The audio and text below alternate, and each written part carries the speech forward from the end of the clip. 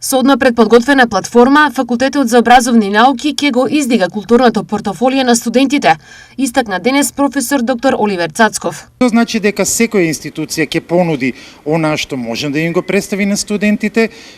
факултетот исто така, и во целата таа една платформа или во смеса,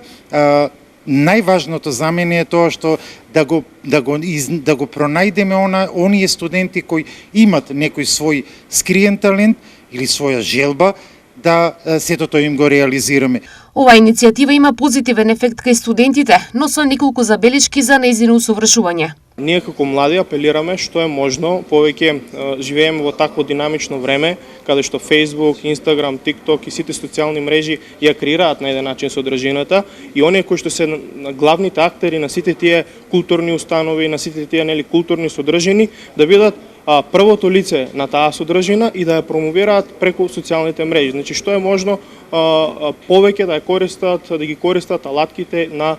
современата технологија. Една од институциите од културата што во целост може да одговори на студентските барања за следење или учество на настани од културата или само презентирање на своите вештини од културата е и култниот дом на млади во Штип. Можам да се пофалам дека Дом на млади е